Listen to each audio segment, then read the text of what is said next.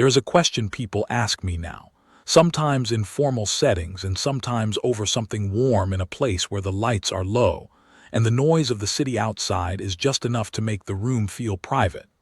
They ask it the same way every time, with the same slight forward lean, the same carefully neutral tone that is meant to disguise the fact that they already think they know the answer. They ask, "Were you afraid?" I tell them the truth. I tell them I was not. That answer surprises them every time. They are waiting for something more complicated, for some admission of secret terror that I kept hidden from my crew, for the confessional note that would make the story feel more human, more relatable, more like the stories they have read in which the stakes feel bigger because someone's hands were shaking. But my hands were not shaking. My crew's hands were not shaking. We had been in the Harrow Bastion for 11 years by the time the Orvash fleet crossed the outer marker, and in those 11 years not one of us had been permitted, not by regulation, not by the culture of the place, not by the weight of what we understood ourselves to be doing there, to think of what we were doing as waiting for something that might never come. We were not waiting. We were working. The distinction matters more than I can adequately explain in a short answer over a warm drink, but I try. I tell them the bastion was not a vigil.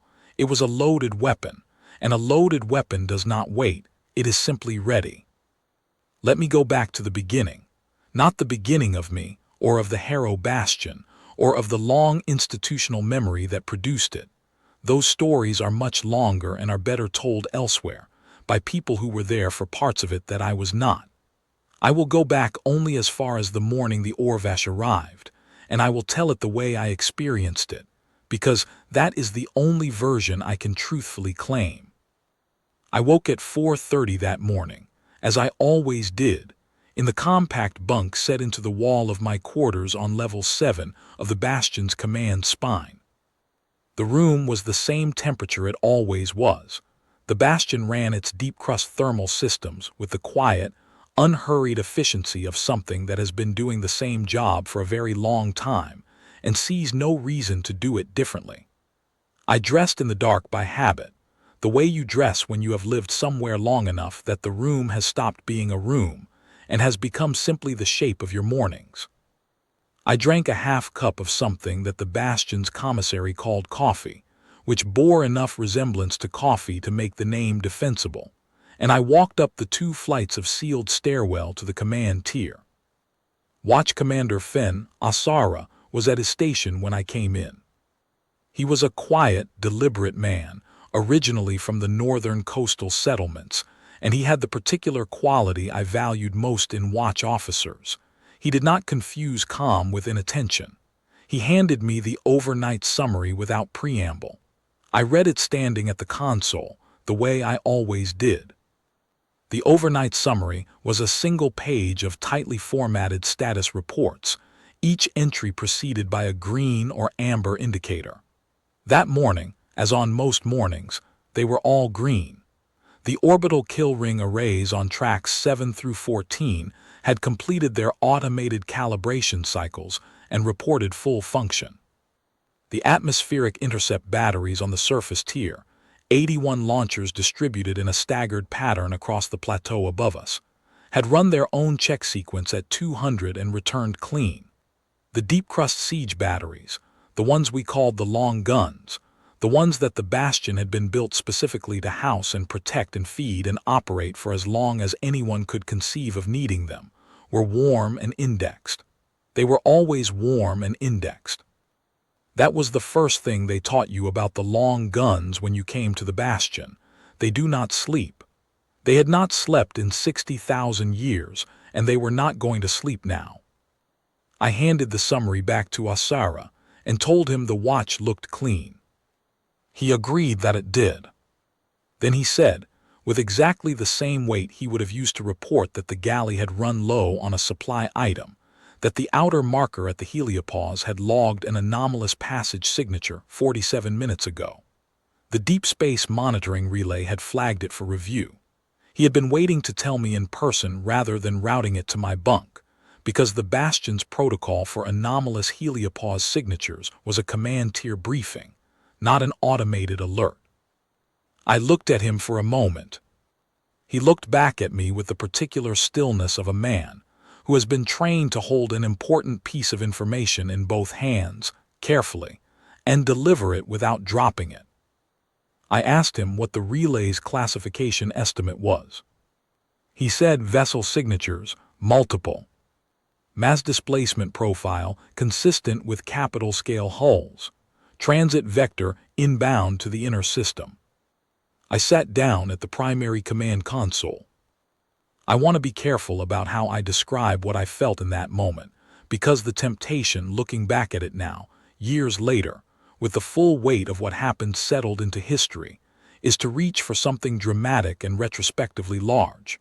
To say that the moment landed with some seismic personal weight, that I felt the hinge of something enormous swinging open beneath me. But that is not what I felt. What I felt was a very specific, very familiar settling sensation, the sensation of the work becoming actual, the sensation of the purpose of the place where I had spent the last 11 years of my life being confirmed, in a way that was not abstract anymore. I had been trained for this. Everyone in the Bastion had been trained for this. The institutional memory that built the Bastion had been accumulated for this, over a span of time so long that the number has a way of becoming meaningless if you let it, but it was not meaningless and I did not let it. 60,000 years, not 60,000 years of fear, 60,000 years of patience, of preparation. Of the slow, disciplined accumulation of capability that looked like waiting from the outside and felt, from the inside, like the deep, steady work of people who understood something that most of the rest of the inhabited galaxy apparently did not. That the Orvash always came back. They had come before. Not in my lifetime, not in the lifetimes of anyone then living, not in the lifetimes of anyone who had left a personal memory rather than an institutional one. But they had come. The records in the Bastion's deep archive, the sealed, triple redundant, stone and crystal archive maintained in the lowest sublevel of the command spine, documented it in a level of detail that was clinical in its precision and staggering in its accumulated scope. The Orvash had come 60,000 years ago and had found Earth occupied and resistant, and had made their assessment of the return cost and had turned around.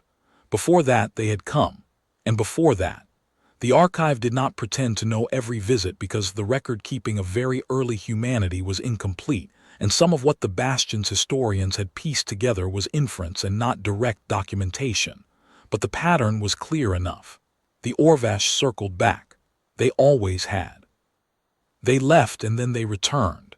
And every time they returned, they assumed they would find the same Earth they had left, or a weaker one, or a dead one. They were, in this respect, entirely predictable. The Bastion had been built on that predictability. I opened a command channel to all station heads and delivered the contact report in the standard format we used for it. Outer marker passage confirmed, inbound transit signature, capital scale, mass profile elevated, classification pending inner system arrival and identification confirmation. Stand by for alert tier escalation. No change to operational posture at this time. Continue standard function. Then I opened the channel to the surface observation platform and asked for a telescope orientation to the transit vector. While I waited for the optics to slew and acquire, I thought about the briefings I had received when I first came to the Harrow Bastion. There is a tradition at the Bastion. I do not know how old it is, but it felt very old when I went through it, in which every new commanding officer, upon assuming the post, is taken to the deep archive and read the first contact report. Not a summary, the actual report. The full original text, in the oldest form of the written language that a translator algorithm can make legible to a contemporary reader, describing the first time humanity on this planet encountered the thing that eventually became what the Bastion was built to answer. It takes approximately 2 hours to read it completely. You read it alone, in a chair at a plain table in a room lit by a single lamp, and when you are done, a senior archivist comes in and asks if you have questions. I had one question. I asked, Did they know when they wrote this that it would happen again? The archivist said, yes. They knew from the first one that there would be more. That was why they wrote it down. I spent a long time thinking about that. I was still thinking about it in some form on the morning the Orvash transit signature came through the outer marker. The act of writing it down, of committing resources to the archive, to the memory, to the long institutional structure that would eventually become the bastion, that act was the answer.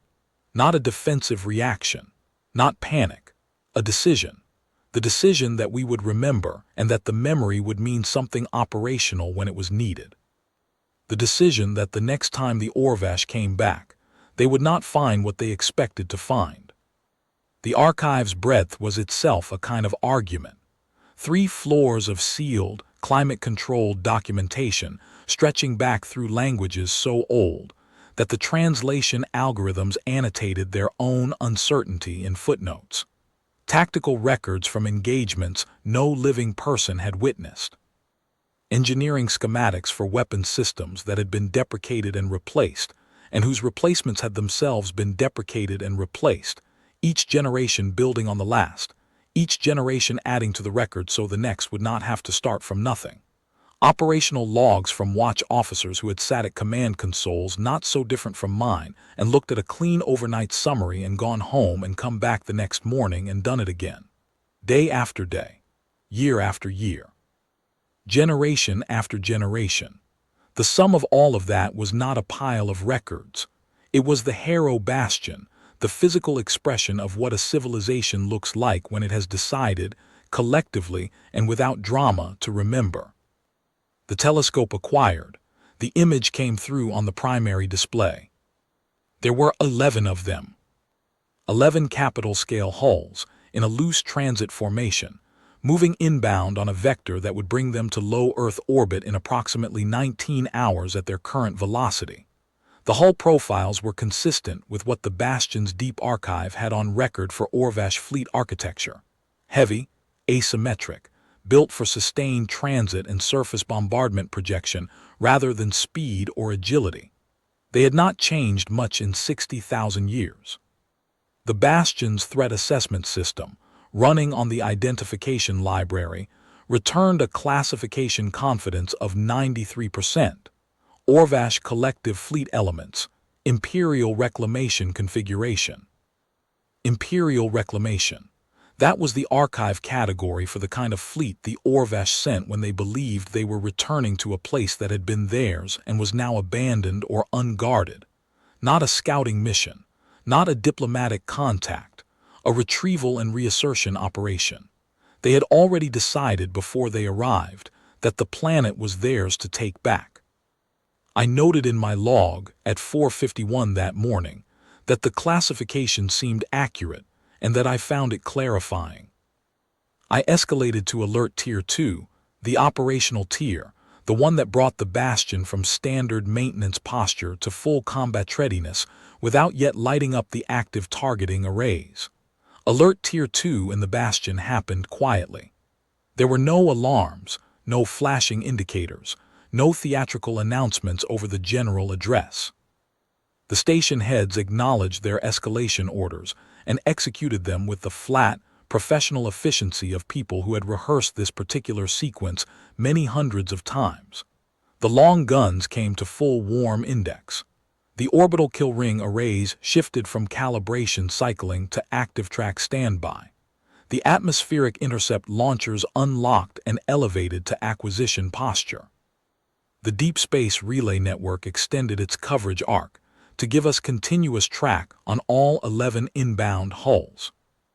By 600 I had a full watch crew seated and a preliminary battle picture on every display in the command tier.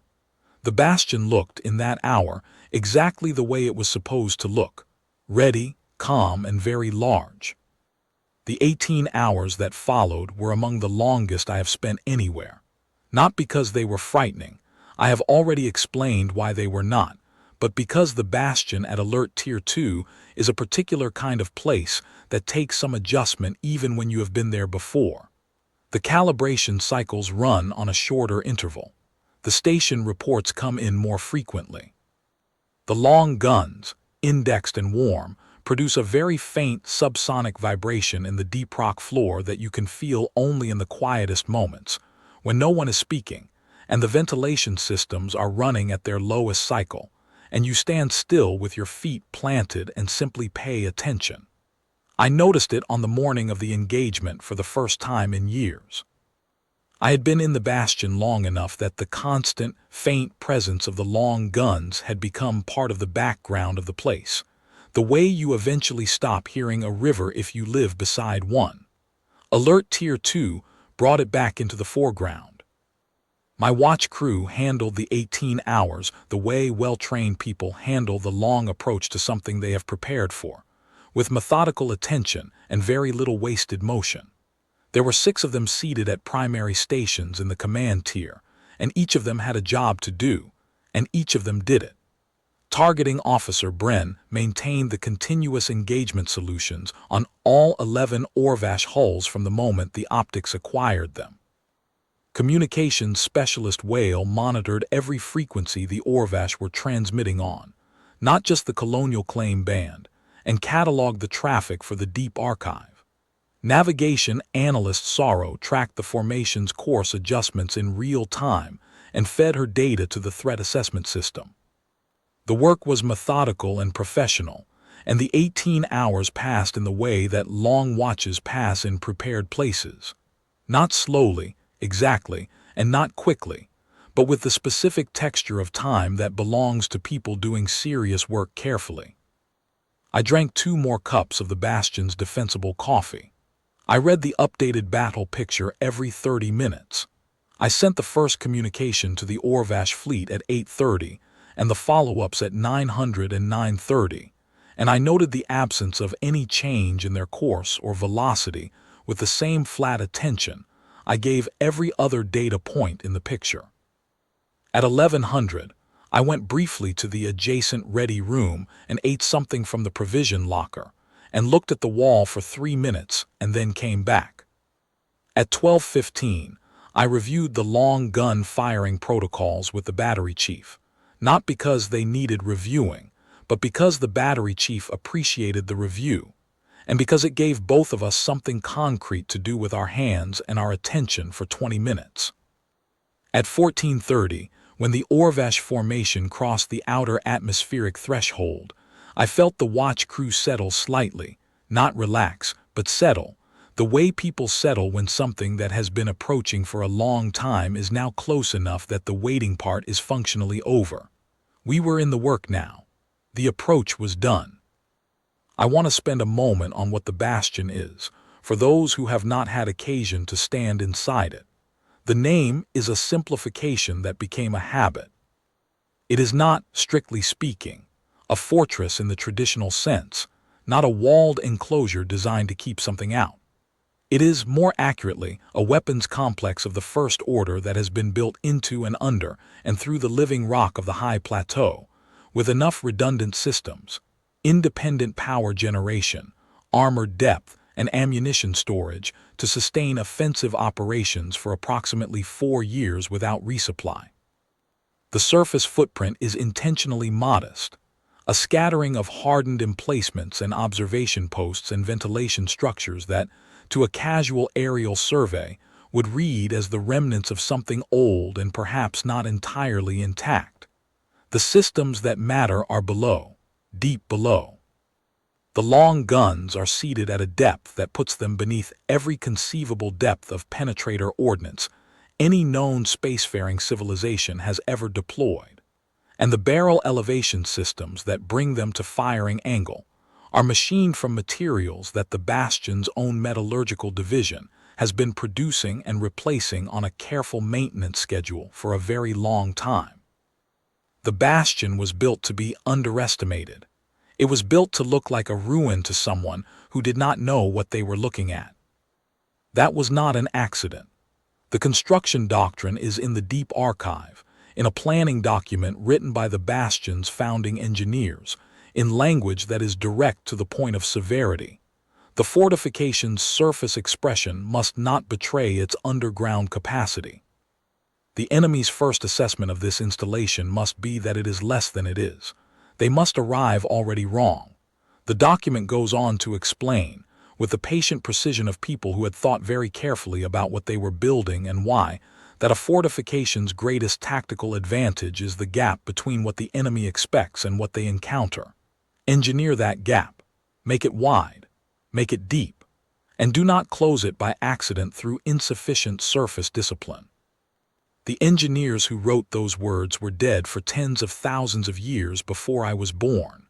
But I thought about them while I watched the Orvash formation on the display, moving inbound on a transit vector aimed at a planet they believed they knew, and I thought, they are already wrong.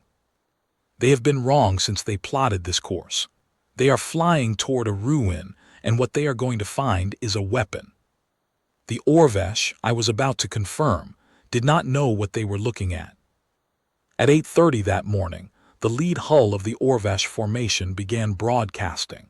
The signal came in on a frequency that the Deep Archive had flagged as the Orvash Standard Colonial Claim Transmission Band, the same band they had used 60,000 years ago when they had last been here. It was the frequency on which they announced, to any inhabited planet they were approaching, that they were asserting territorial authority, and that any resident population was invited to communicate their status and capacity for cooperation with the collective's administrative framework. I had a signals interpreter on my watch crew, a junior officer named Tarek who had spent 3 years at the Bastion's language facility, specifically studying the Orvash communicative systems recovered from the Deep Archive. He had been brought in as part of the command team rotation 18 months earlier, and I had wondered, when I reviewed his posting, whether his specialization would ever be practically relevant in my tenure. Tarek listened to the incoming signal for approximately 40 seconds and then told me, with a very careful expression, that it was a standard colonial claim broadcast, that the Orvash were announcing themselves as the returning sovereign authority of this planetary system, that they were requesting. The politeness of the word was apparently genuine in Orvash usage, though what it meant in practice was closer to demanding, that any surviving population identify itself and prepare for administrative processing. I asked Tarek whether the signal gave any indication that the Orvash knew what they were flying toward. He said, no, the broadcast was boilerplate, the kind of thing you send to a planet you expect to be either empty or populated by something that can be managed easily. There was no adjustment for the possibility that the answer might be complicated. I asked him to describe the tone of it, whether there was anything in the structure or the word choice that suggested the collective had updated its assessment of Earth since their last visit. He thought about it for a moment. Then he said, no, it reads like they are arriving for the first time. That told me everything I needed to know about how far their intelligence had gotten. They had come 60,000 years. They had crossed the dark between stars. They had organized a fleet of 11 capital-class hulls and set them on a course for a world their records apparently described as a prior colonial holding. And they had done all of it without any meaningful information about what had happened here while they were gone. They did not know about the Bastion. They did not know about the long guns. They did not know about the orbital kill rings, or the atmospheric intercept batteries, or the 6 decades of millennia of careful, continuous, disciplined preparation that the people of this planet had applied to the problem of exactly this kind of arrival. They were flying into 60,000 years of homework, and they did not know it. I sat with that for a moment and felt something that I want to be precise about, because it was not gloating and it was not triumph and it was not relief. It was more like the very particular satisfaction of confirming that a thing you have believed for a long time is in fact true, the satisfaction of the record matching the prediction, the satisfaction of the work being exactly what it needed to be. The Bastion had been built for this. The archive had been maintained for this. The generations of officers who had sat in this command tier and run the same drills and checked the same systems and written the same overnight summaries had done it for this. And now here it was. Here they were. Exactly as the archive had predicted they would be, in a formation that matched the archive's Imperial Reclamation classification, broadcasting on the colonial claim frequency, wrong about everything they were approaching. I told Asara to prepare a response.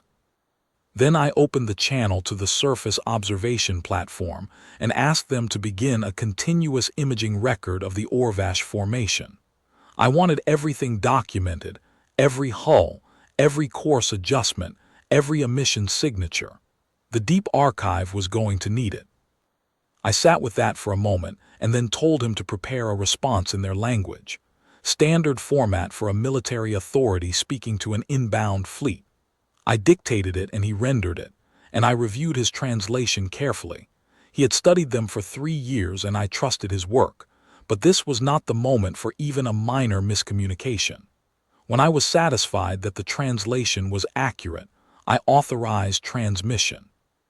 What I sent them, in the Orvash Colonial Administration frequency, in their own language, using the formal address tier that their own records used for communication between military authorities of equivalent standing, was this. This is Captain Ussold Crane, Commanding Officer, Harrow Bastion, Earth, speaking on behalf of the Terrestrial Defense Authority. You are entering a defended system. Your colonial claim frequency has been noted and your message received. Earth is not available for colonial administration. You are advised to hold your current position and await further contact before proceeding. If you continue inbound without acknowledgement of this communication, we will interpret your advance as hostile intent. I sent it 3 times, at 30-minute intervals to be certain. The Orvash fleet did not hold. They continued inbound. Their velocity did not change. Their formation tightened slightly, a tactical adjustment consistent with the approach to a defended position, but their heading did not vary by a single degree. They either did not believe what I had told them, or they did not believe it was possible, or they had assessed the source and decided that whatever was transmitting could be managed. I noted the time and updated the battle picture. By 1300, the Orvash formation was inside the outer atmospheric boundary. At that distance, the Bastion's long-range optics could resolve individual hull details, and the threat assessment system was running continuous targeting solutions on all 11 hulls. The solutions were clean. They had been clean since 900. The long guns had been indexed to firing solutions for 4 hours by the time the Orvash crossed the atmospheric threshold. I sent one more communication. The same message, this time in a directed tight beam rather than broadcast, aimed at the formation's lead hull. I added one line. We have targeting solutions on all 11 hulls in your formation. We will use them if you do not halt. The Orvash lead hull responded. It was the first direct response we had received. Tarek translated it for me, carefully and precisely, looking at his display rather than at me while he did so. The response said, in the formal military tier, that the Orvash Collective recognized no terrestrial defense authority.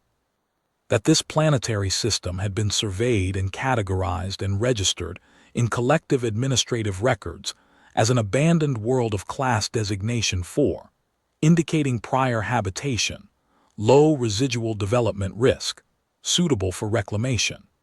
That what remained of the prior resident species was invited to identify its current population count and infrastructure capacity for purposes of administrative intake.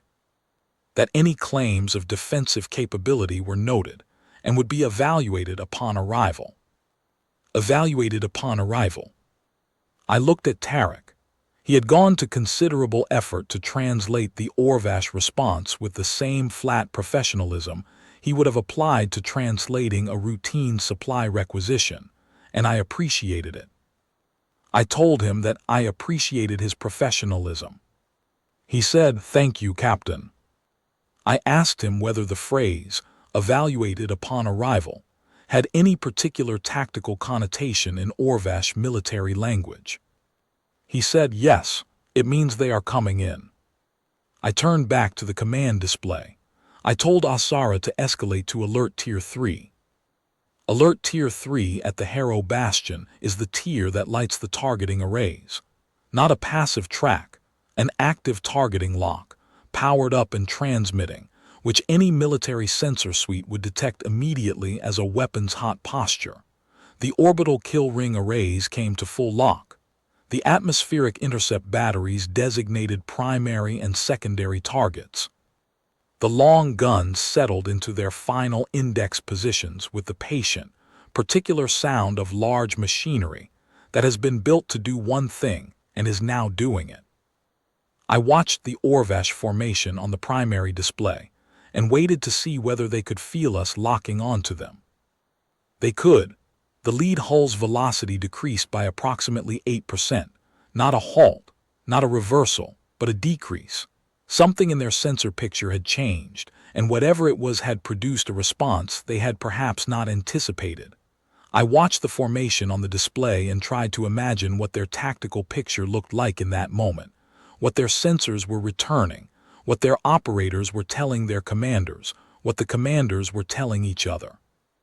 They had come 60,000 years expecting nothing and were now, in their own sensor displays, looking at something they could not have a file for. There was no file for this because the last time they were here it did not exist. The last time they were here, the long guns were not warm. The kill rings were not indexed. The bastion was not built. The decision to build it had not yet been made. The decision to build it was made because of them. That seemed worth noting, even if only to myself, in the seconds between their deceleration and my final transmission. I sent one final communication. I made it as simple as I could, because I wanted there to be no possibility of misunderstanding. I said, "You have 60 seconds to halt. After 60 seconds, we will fire." I meant it. I want that to be completely clear. I did not send it as a negotiating position or a theatrical gesture or an attempt to buy time.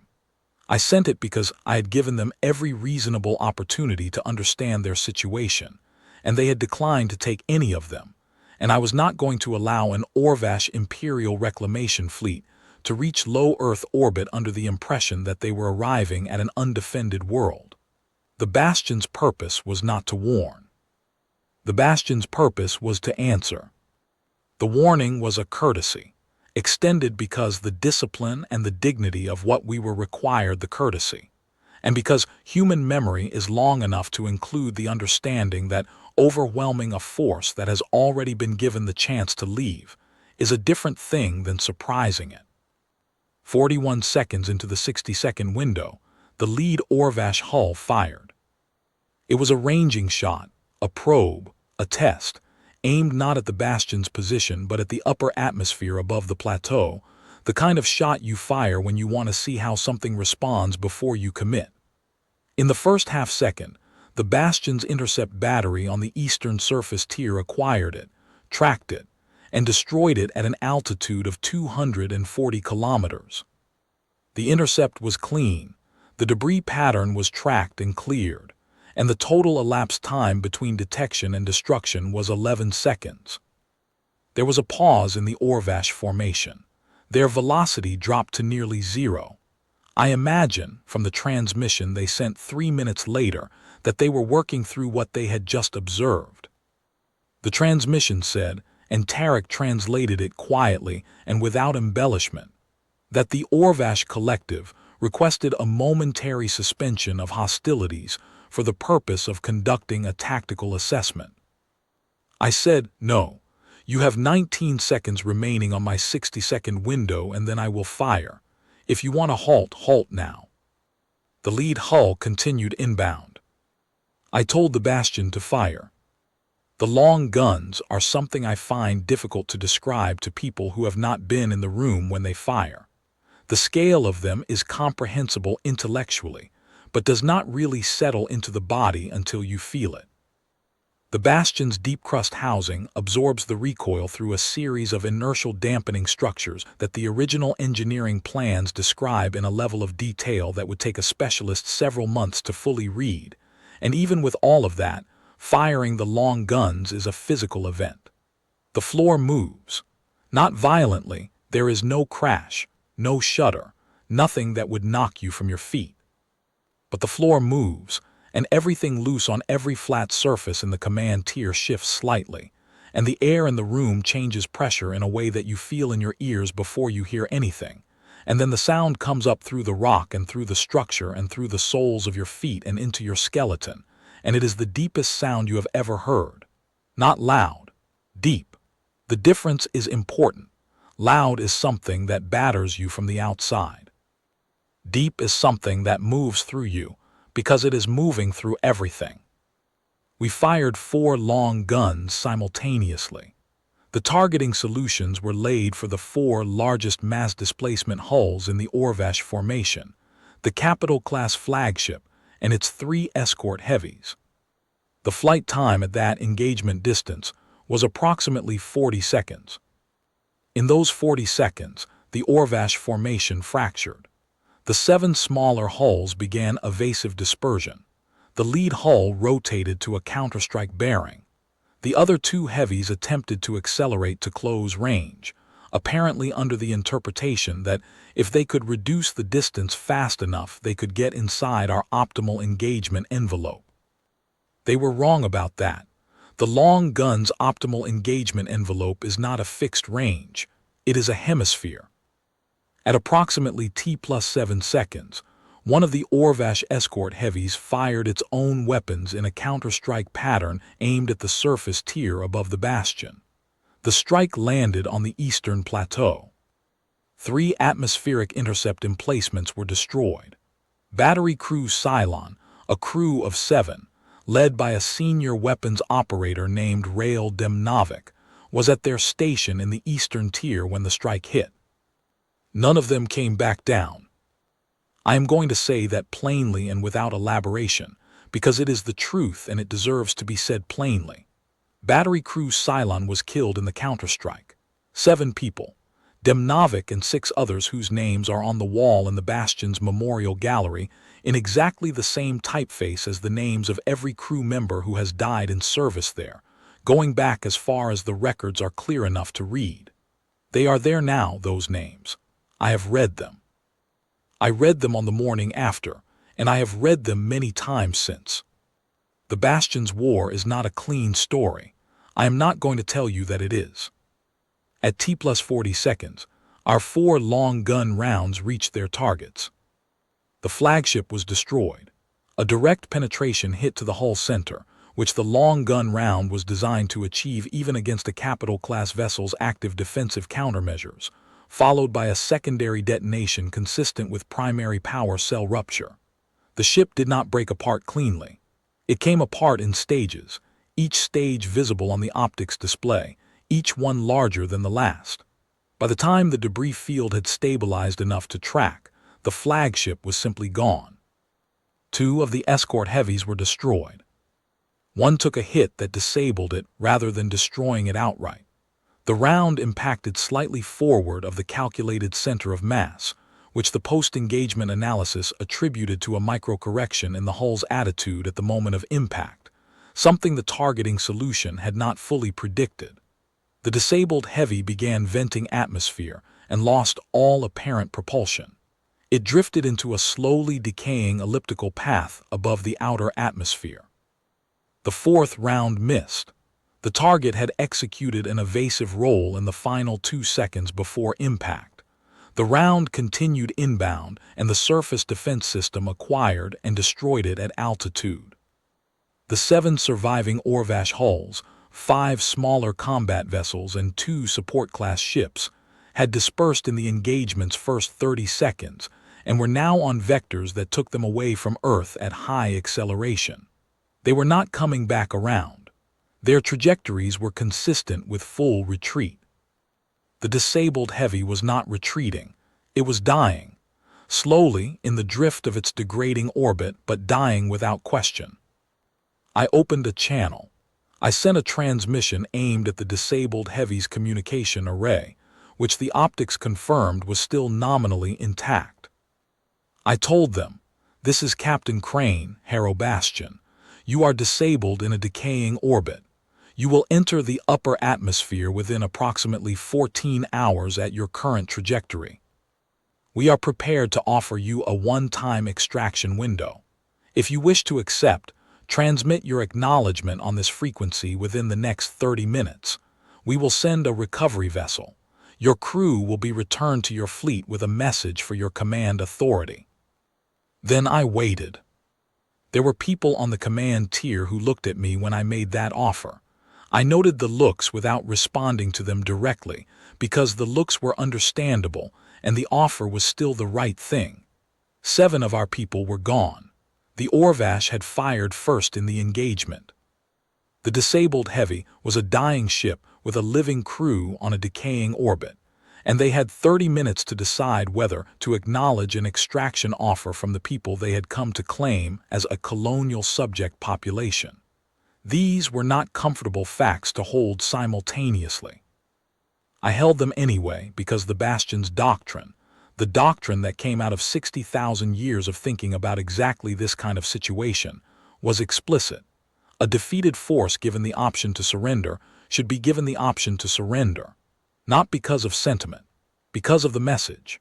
The Orvash who left Earth alive would carry information that the Orvash who did not leave Earth alive could not carry. The information we sent with them was the weapon that would do the most lasting work. At 18 minutes into the window, the disabled Heavy transmitted an acknowledgement. The extraction took 4 hours.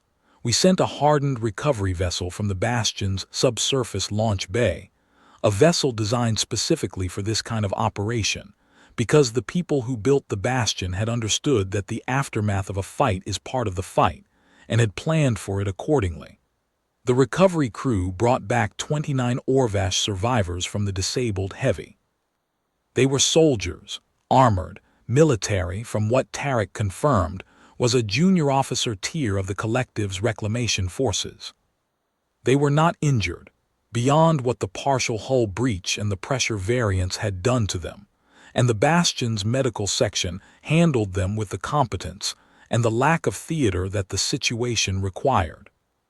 The 29 were quartered in the Bastion's secure receiving section, a set of rooms that the building plans labeled, with the Bastion's characteristic absence of drama, as detainee accommodation, which were clean, adequately lit, and sized for beings roughly in the range of human proportions, which the archive's physical descriptions of the Orvash had confirmed they were. The medical officer reported no serious injuries among the group. They were given water and a meal prepared under the guidance of the archive's notes on Orvash dietary requirements, which the Bastion's commissary adapted with commendable speed. I noted in the log that the detainee section had functioned exactly as intended. Everything had been built for this. That detail mattered. I met with the senior surviving officer of the Orvash group. The meeting was brief. Tarek translated.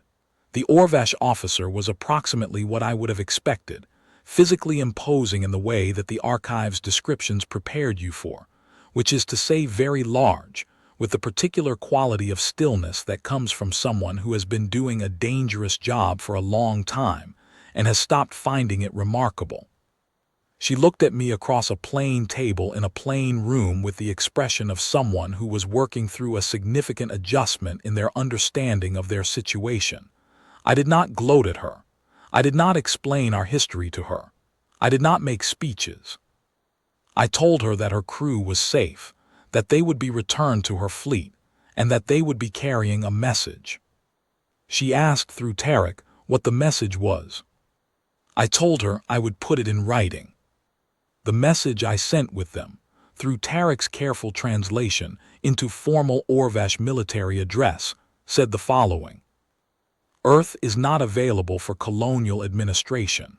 Earth has not been available for colonial administration for 60,000 years, and the status will not change. This planet is defended. The defense is layered, redundant, deep, and patient. It was built to answer exactly the kind of mission you were sent on. You came back because you believe that a long absence makes a claim. We are informing you that a long absence only made us more ready. Do not return. If you return, we will answer again in the same way, and we will answer for as long as you continue to return. I signed it with the Bastion's formal designation and my own name and rank. I asked Tarek whether the translation was accurate and complete. He read it back to me in Orvash. It took some time. When he was done, he said, "Yes, every word." I had the 29 survivors escorted to the recovery vessel, which launched and made for the outer edge of the recovery envelope, and transmitted a rendezvous beacon for the retreating Orvash fleet to collect. The fleet, on the optics, had slowed slightly at distance. They were watching.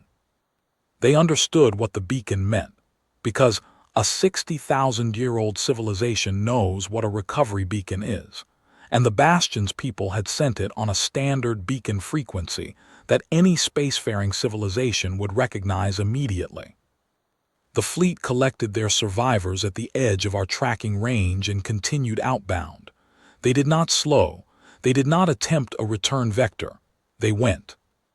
I watched them go on the primary display until they were below the threshold of the tracking system's resolution. Then I sat in my command chair for a while and did not speak to anyone, because it seemed appropriate to sit with the fact of what had just happened without immediately filling the silence with activity. Asara, who understood the culture of the Bastion as well as anyone I have ever worked with, did not fill it either. The command tier was quiet. The systems ran.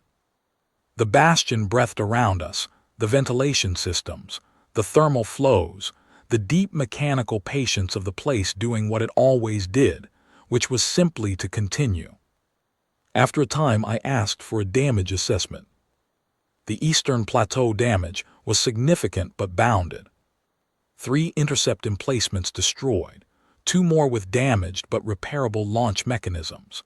The long gun batteries had fired and were already beginning their reload and re-indexing sequence, which the Bastion's automated systems handled with the quiet thoroughness of a machine that has reloaded many times before and will reload many times again. The orbital kill ring arrays were intact. The deep crust structure of the Bastion itself had sustained no damage. Below the surface tier, we were exactly as we had been at 4:30 that morning. 7 people were not there anymore. I wrote the casualty report myself. That is another tradition of the Bastion. The commanding officer writes it, in full, with the name and rank and time of service of every person lost, and it goes to the deep archive along with the battle record and the signal log and the targeting telemetry and every other piece of documentation that the Bastion produces after an engagement. It goes in because everything goes in. The Bastion's deep archive is not a museum. It is a working record. It is the memory that makes the preparation possible, and the preparation is the reason the Bastion still stands. And the reason the Bastion still stands is the reason that Earth is still Earth. I wrote 7 names. I wrote Rael Demnovics first. Then the 6 who were with her, in the order in which they appear in the crew manifest, because no order would have been the right one, and the crew manifest was neutral and clean. Demnovic had come to the Bastion 9 years before the engagement.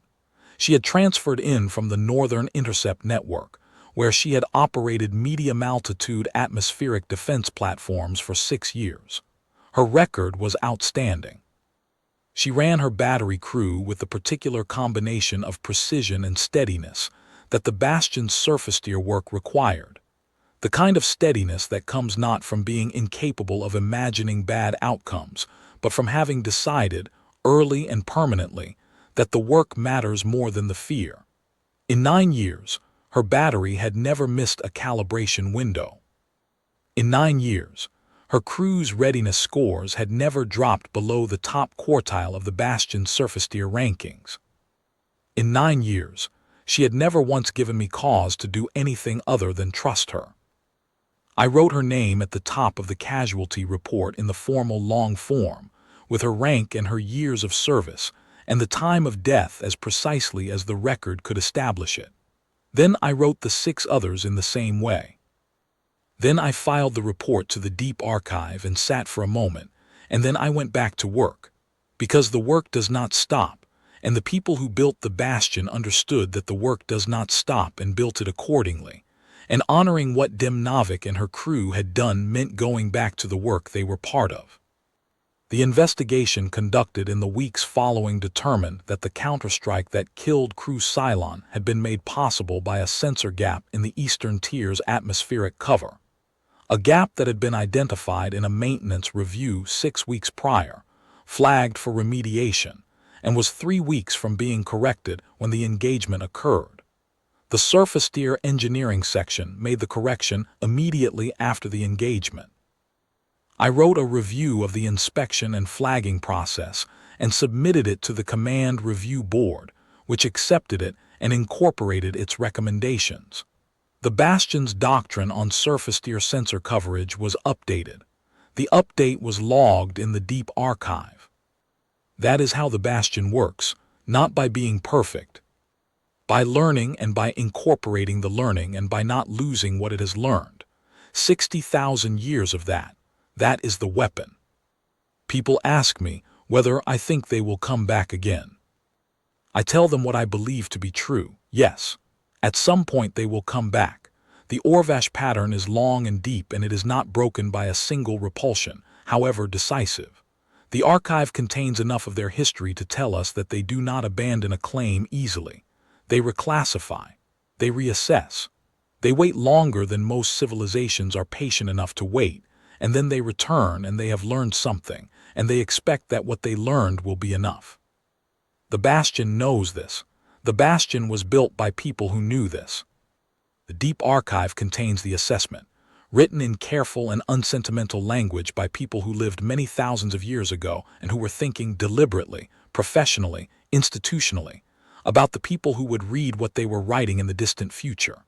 They were thinking about me, about my crew, about the watch officers and the long gun crews and the signals interpreters and the surface tier engineers and the battery crew led by Rael Demnovic.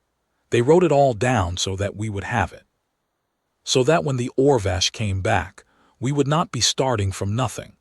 We would be starting from everything they knew, and everything the people after them knew, and everything we had added in our own time. That is not a small thing. It does not feel small when you sit in the command tier of the Harrow Bastion and watch the Orvash fleet shrink on the display and then disappear. It does not feel small when you write 7 names in a casualty report and put them in the archive where they will be read alongside every other name that has gone in before them. It feels enormous and quiet and very old, in the way that things which have been maintained with patience and discipline for a very long time feel enormous and quiet and very old. The Bastion will be ready the next time they come, not because of me, not because of anyone currently serving in it, because the Bastion is the kind of thing that does not stop being ready just because the people who made it ready have been replaced. The work passes. The readiness does not. That is perhaps the most important thing I can say about it. The Bastion is not a monument. It is not a symbol. It is an operational fact. The day after the engagement, the long guns were reloaded. The day after that, the orbital kill ring arrays ran their calibration cycles and reported full function. The atmospheric intercept batteries on the eastern plateau began reconstruction on a revised coverage plan that would be complete in 18 days. The Deep Archive received the engagement record and the casualty report and the signal log and the targeting telemetry and the post-engagement analysis and the Command Review Board findings and the updated doctrine on surface tier sensor coverage. All of it, every piece of it. In the Deep Archive, where it will stay for as long as the Bastion stands, and the Bastion will stand for as long as what it is built to answer persists. I was not afraid on the morning the Orvash came through the outer marker. I want to be accurate about why. It was not because I am unusual, or because the training made me extraordinary, or because there is some particular quality of mine that makes the weight of these things lighter. It was because the Harrow Bastion is not a place that produces fear as a primary response to the thing it was built for. It produces preparation. The two displace each other. When you have been inside a prepared weapon long enough, you begin to understand, not as a comforting abstraction but as a working, operational fact, that the work was done, that the decision was made, that the thing the Orvash were flying toward had been built, and maintained, and staffed, and loaded, and aimed for 60,000 years by people who remembered what needed to be remembered and who trusted that whoever came after them would honor what had been built. We honored it. The archive has Demnovik's name in it now, and the names of the 6 who were with her. The battle record is there. The signal log is there. The engagement telemetry is there. The 29 returned survivors are somewhere in the Orvash collective, carrying a message, and the fleet that collected them is somewhere in the deep sky, receding, with new data and its own records that did not exist before the morning of that engagement. The bastion is still running. The long guns are warm and indexed. The orbital kill-ring arrays have completed their post-engagement recalibration and reported full function. The atmospheric intercept batteries on the plateau have been rebuilt, 11 emplacements now where 3 stood before, because the engineering section, in the weeks following the engagement, made the assessment that the eastern tier's coverage had been thinner than it should have been and corrected it not to the previous standard, but to an improved one. The deep archive has been updated. The doctrine has been updated. The morning watch summary comes in at 600 and the indicators are green. Everything that can be learned from what happened has been learned and logged and built into the way the bastion operates going forward. That is not a comfort exactly, but it is something more useful than comfort, and in the bastion, useful is what we aim for. 60,000 years ago, the people who first understood what the Orvash were made a decision. They could not have known what they were starting.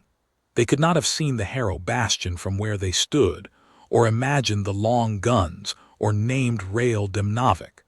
They saw only the beginning of something that needed to be answered, and they made the decision to answer it not in a single moment, but across all the moments that would follow, however many there were. The decision was, we will remember. Not we will panic, not we will build one great weapon and hope, not we will warn our children and leave it to them. The decision was to build a structure of memory and capability that would compound across time. That would be larger and more capable at each return than it was at the last, because each return would teach something, and the teaching would be incorporated, and the incorporation would become the foundation for what came next. The decision was that the answer to a recurring threat is a prepared civilization, and that a prepared civilization is built deliberately, over time, by people who are willing to do unglamorous, repetitive, patient work in service of something they may never personally see tested. The morning watch officers who came before me, the ones whose names are in the archive, the ones I will never know personally, the ones who ran the same calibration checks and wrote the same overnight summaries for years and decades and centuries, without ever seeing an Orvash transit signature at the heliopause. Those people made the same decision, every morning, to do the work. That is the weight I carry when I leave the bastion in the morning and walk across the plateau and look at the sky. Not the weight of what happened, the weight of the decision those people made, which I am the current steward of, and which I will pass to whoever comes after me in exactly the condition I received it, intact, operational, and ready. Sky above the plateau is very wide in the early hours of the morning. The stars are visible on clear nights. There are more of them than people outside the bastion sometimes expect, because the plateau is high and the air is thin, and the light from the city on the far side of the mountain range does not reach far enough to wash them out. I have stood there many mornings and looked at them. I look at them differently now than I did 11 years ago when I first arrived. Not with more fear, with more precision. With the particular attention of someone who knows, because the archive told them, and because the training confirmed it, and because 60,000 years of institutional memory has made it as close to certain as anything in the observable galaxy can be, that somewhere out there the answer to that message is still being composed. We will be here when it arrives. We have always been here.